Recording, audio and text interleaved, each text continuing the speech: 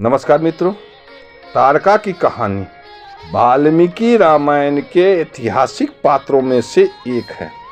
वह पहले स्वर्ग की अप्सरा थी और सुकेतु यक्ष की पुत्री।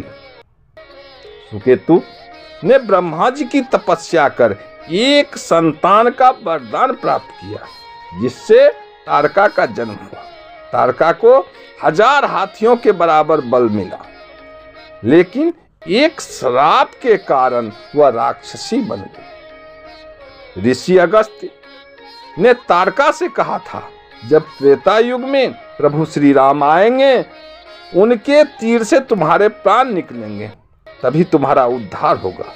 उसी समय तुम्हारा शरीर दिव्य रूप धारण कर स्वर्ग की ओर प्रस्थान करेगा। प्रभु श्री राम ने एक ही तीर में तारका को मार दिया।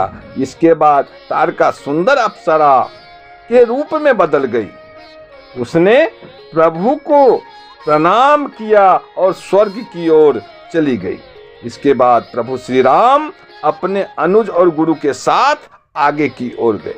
कथा के अनुसार सुकेतु नाम का यक्ष था।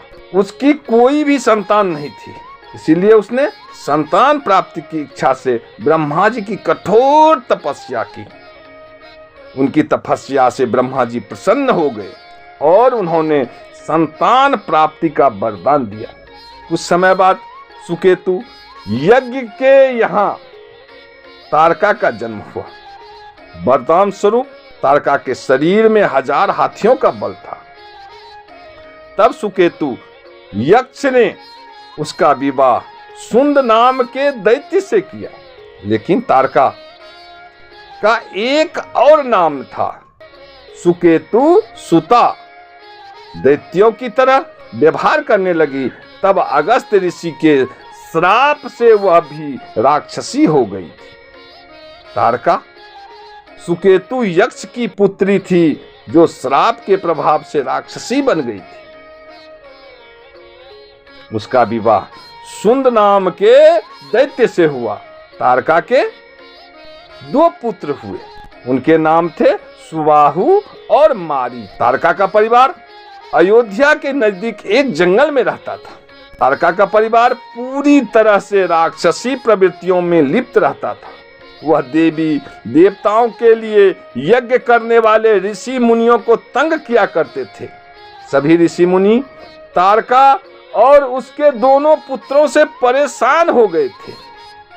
जब यह बात सुंद को पता चली तो वो अगस्त ऋषि को मारने पहुंचा। तब ऋषि ने सुंद को भस्म कर दिया। जब उसने अपने पति की मृत्यु के लिए अगस्त ऋषि से बदला लेना चाहा, तो ऐसी विषम परिस्थितियों में जब अगस्त ऋषि ने विश्वामित्र की से सहायता मांगी, तब विश्वामित्र के शिष्यों राम और लक्ष्मण ने मिलकर तारका का संहार किया था। जब उन्होंने यह बात ऋषि विश्वामित्र को बताई, तो विश्वामित्र अपने 2 शिष्य राम और लक्ष्मण को लेकर यज्ञ भूमि पहुंचे। अयोध्या के 2 राजकुमारों ने तारका के परिवार का अंत कर दिया, लेकिन उसमें मारीच बच निकला और लंका जा पहुंचा। वह प्रभु श्री राम से प्रतिशोध लेना चाहता था, क्योंकि उसकी मां तारका और भाई को प्रभु श्री राम ने मार दिया था। सीताहरण के दौरान मारीच ने ही रावण के कहने पर मायावी बुद्धि की सहायता ली थी। मारीच सीता हरण के दौरान सोने का हिरण बना था, जिसे देखकर ही उसका शिकार करने के लिए उधर प्रभु श्री राम उसके पीछे गए, इधर रावण ने सीता का हरण कर लिया। ऐसे और भी ऐतिहासिक और धार्मिक प्रसंगों की जानकारी के लिए देखते रहिए हमारी चैनल कथा विहार।